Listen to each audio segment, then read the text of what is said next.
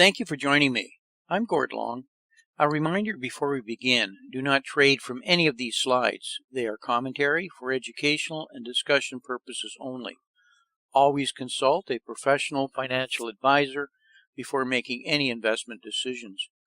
In this month's LONGWave, I'd like to continue from last month's video where we discussed the possibilities of a coming secular sector rotation where value versus growth became more pronounced. We discussed areas most likely to benefit if this occurs. This month I'd like to expand on that with more of a focus on precious metals and gold specifically. As such, I'd like to discuss the subjects listed here. We have found that since the 2008 financial crisis that spot gold prices have tracked very tightly with the real, and I stress real, yield of the 10-year U.S. Treasury note. This chart shows that correlation going back prior to the financial crisis when it began to more tightly couple. We see that when the 10-year U.S. real rate is rising, the coupling is most prevalent. Since the fall of 2018, when the Mnuchin massacre occurred, the correlation has tightened further, even when we experienced the initial COVID-19 market sell-off noted here in red. Over the month, as precious metals corrected and volatility increased, the correlation continued its coupling. This is despite little movement in the nominal yield value of the 10-year yield Treasury note, circled in red. The movement in real value has been driven by the 10-year inflation break-even and reflected in the TIPS, that is the Treasury inflation protected securities. Skeptics often say real yields can't move any higher. This is often because they're looking at the TIPS market, which only dates back to 1997, and real yields are already at their lows for this time frame. Therefore, some investors assume interest rates, when adjusted for inflation expectations, have never been lower. That unfortunately fails to include one of the most important analogs to today's setup, the decade of the 1970s. Back then, 10-year yields less inflation measured by CPI twice reached as low as about 4.9% negative. Those moments of large and declining negative real interest rates drove two of the U.S.'s most significant surges in gold, silver, and precious metals mining stocks in U.S. history. In today's conundrum, corporations and governments are historically indebted and can't take higher nominal yields, ensuring that strong monetary stimulus is here to stay to drive real yields lower, just like Fed Chairman Jay Powell has promised. A major narrative shift is underway. The old times of precious metals being perceived just as a haven asset are probably over. With $15 trillion worth of negative yielding bonds, record overvalued stocks, and a historically leveraged global economy, investors will likely begin to look at gold and silver, especially mining companies, with a fresh pair of eyes, growth and value. Precious metals miners are the only industry where we are seeing strong and sustainable growth in revenues and future free cash flows at still incredibly low valuations today. Investors are starting to take note. Silver mining stocks, for instance, have already started to outperform even the market darlings tech stocks. We believe this is only the beginning of a new era for precious metals. As good as the 10-year U.S. Treasury real yield correlation is, it is difficult to use it effectively since the real Treasury yield and the spot gold price are coincident. You have little warning or ability to anticipate other than the technical analysis, speculation on interest rate sentiment shifts, or what the Fed might do that affects nominal yield values. You need something or a tool that answers that question. We have found here at Meta SII that the Chinese credit impulse is just such a tool. The Chinese credit impulse shown in the bottom right has historically led global equities versus U.S. cash to a large degree. However, more importantly, and frankly much more importantly, the credit impulse is tightly correlated to the 10-year real U.S. Treasury notes yield, while the financial punditry is preoccupied with the Fed and its $7 trillion balance sheet. Whether Powell is purchasing bond ETFs or has stopped doing so, as he did in August, and whether the U.S. Central Bank has any hope of sparking inflation with or without the help of Congress, what most are forgetting is that when it comes to any global reflationary spark, China and its large financial system have been a far more critical driver than the U.S. ever since the financial crisis.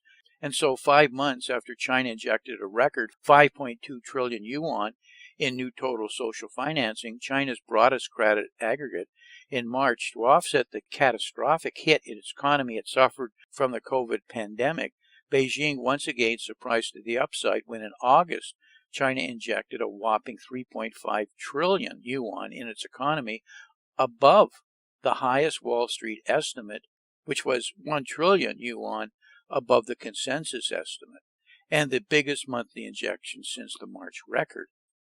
We are seeing that technical analysis supports this potential surge in Q1, Q2 in real yield rates going higher. Our technical analyses are showing the potential for a classic cup and handle formation, and an idealized form is shown here for illustrations. Shown here is the long-term gold chart, which we have been tracking at MetaSII. It allowed us to spot the bottom and take advantage of the recent lift when we received our confirmation signal, shown in red. We are now at our initial target, having put in a cup, and now fully expect a consolidation correction. We believe this consolidation correction will take the form of the handle before heading higher. We believe this for a number of technical reasons, but additionally because we see it supporting the gold price adjusted for inflation, shown here, which is interesting, also reflects completing a cup and handle, but on a very long-term horizon, going back to the early 80s, almost a perfect fractal. What is likely to drive this is the U.S. twin deficits, the trade and current account deficits. The inverted twin deficits to GDP has already spiked, and the Gold-to-S&P 500 ratio is likely to follow, making gold a true outperformer in 2021. The following two charts are from longtime gold specialist Adam Hamilton, who writes, and I quote, "The fat lady has yet to sing on gold's sell-off. He feels neither gold nor its mining stocks are likely to decisively bottom, paving the way for their next big up legs until their recent overbought situation is worked off. That can be measured by comparing the GDX's daily closes with their underlying 200-day moving average. Dividing the former by the latter yields a construct he calls the relative GDX, or RGDX for short. Considering gold stock price levels relative to their 200 DMAs yields great timing insights, according to Hamilton, who studied it for years and years now. This relativity trading system he developed well over a decade ago shows that relative multiples like this RGDX often form horizontal ranges over time. Gold stock up legs within ongoing bull markets tend to peak at similar levels relative to GDX's 200-day moving average, and the subsequent rebalancing correlations also tend to bounce at similar RGX levels. Gold stocks can be very profitably traded within this relativity trend channel, is what his findings have shown him. Another factor is coming back into play, which could accelerate gold stock downside over the next month or so, is seasonality. The gold stocks are on the verge of their biggest seasonal sell-off of the year, which runs from late September to late October on average. This chart is borrowed from his recent essay on gold stock seasonality from late July. It distills out gold stock performance through modern bull market years. Adams' work supports the credit impulse tracking, the cup and handle pattern occurring and giving rise to the next major up leg in gold occurring in 2021. We have published these well-followed gold ETF GLD charts in recent newsletters. They are tracking as expected. We expect a retest of overhead resistance, the upper black trend line, before heading towards its target test of support at the 200-day moving average. If we shift to a larger macro perspective, we need to consider economic principles such as the quantity of money. The following formulas were developed when money was not fiat and backed by gold, making M now obsolete. Economies were dominantly domestic, with exports playing a relatively minor role, making T now obsolete. Government debt and stimulus deficit spendings were minor, distorting the whole GDP formula by transfer payments to C and foreign financing impacting I, where M is quantity of money, V is velocity, P is cumulative average price, and T is volume of goods and services. Nevertheless, knowing GDP equals MV equals PT gives us some very useful information. If we instead include both money and credit in M on one side of the equation, and additionally goods and services of T to be measured by net exports, then we can see that M and T today are heavily influenced by the financing burden of the twin deficits, which frankly, it seems intuitively obvious. Also knowing that the U.S. economy approximates a 70% consumption economy through the creation of debt, government, consumer, and corporate debt, then we can see that the financing rate of the debt is of paramount importance. Obviously, this is the real reason why the Federal Reserve must keep real rates near the zero bound to enable the financing of the ever-increasing debt. This is not about economic stimulus. This is about keeping the system afloat.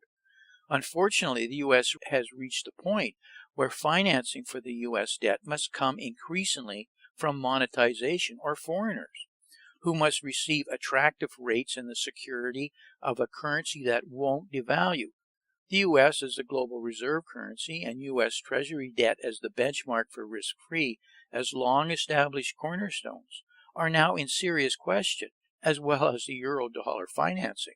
What this means is that financial pressures for global financial stability are building that will require the U.S. dollar to be higher and the U.S. Treasury real rates to also be higher, or the global economy will suffer an immense shock. The long-standing solution of kicking the can down the road suggests the powers to be can be fully expected to make this happen in whatever unorthodox fashion it may take to avoid the shock. It is our view, therefore, that higher U.S. real rates in 2021 are likely to take the precious metals higher, even with, contrarily, a stronger U.S. dollar. The global banks currently have a problem and are trading at levels going back to 2004, unadjusted for inflation. The big four U.S. banks have been falling since 2018's Mnuchin's massacre and the shock in VIX trading. The European banks are at levels going back to the worst of the financial crisis, which then matched those of 1988, also unadjusted for inflation. What is going on here?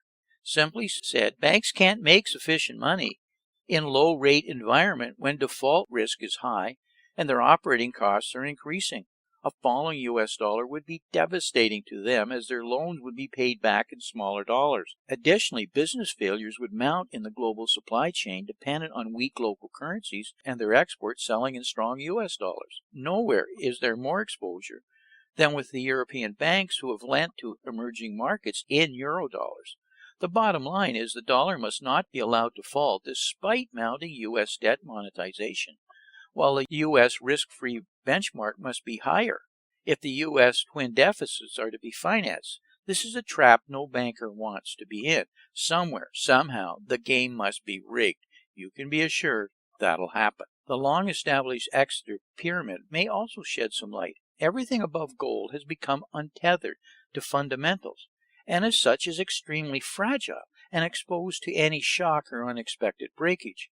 The bankers and powers to be are well aware of this. An explosion in the gold price would signal something has broken, which must be contained before that actually happens. Gold can be allowed to move higher, but in some sort of controlled fashion and in a manner that holds the system together.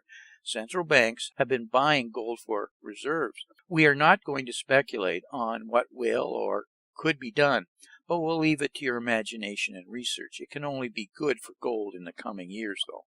In the near term, as we argued in prior videos, value is likely to start outperforming growth. Consider this equal weight S&P 500 to market cap weighted S&P. We have witnessed that market breadth is as weak as we've ever seen it, as few high-tech players have dominated market performance and market cap weighted indexes. Left behind have been players that now exhibit better value, but the money has flowed to the market cap players, which now exhibit obscene multiples. A recession historically reflects equal weighted S&P 500 stocks outperforming high cap weighted S&P 500 members. It seems the markets are ripe for just such a rotation. Last week I released a video with Charles Hugh Smith outlining some of the things that can soon go wrong based on false beliefs and assumptions. Markets always react strongly to discovering some belief was false. I encourage you, if you haven't already, to review the 44-minute video to see what might trigger a shift in market sentiment, investor preferences, and the powers to be into action. What are the conclusions? Policy setters are trapped on the road to a fiat currency crisis brought on by unsound money. It can only be good for hard assets. Non-industrial commodities may be ready for a long overdue and major breakout. Minimally, 2021 should be the year of precious metals. As I always remind you in these videos, remember the politicians and central banks will print the money and continue to print the money to solve any and all problems until such time as no one will take the money or it is no value. Politicians don't solve problems, they paper them over. The day of no one taking the money is still in the future, so take advantage of the opportunities as they currently exist. Investing is always easier when you know with relative certainty how the powers to be will react. Your chances of success go up dramatically. The powers to be are now effectively trapped by policies of fiat currencies, unsound money, political polarization, and a global policy paralysis. I'd like to take a moment as a reminder, do not trade from any of these slides. They are for educational and discussion purposes only. As negative as these comments often are, and I stress they typically are very negative because as an investor you have to be cynical to protect your money. That doesn't mean it is a bad investment, period.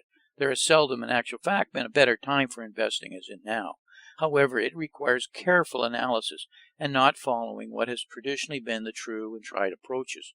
Do your reading and make sure you have a knowledgeable and well-informed financial advisor. So until we talk again, may 2020 turn out to be an outstanding investment year for you and your family. And I sincerely thank you for listening.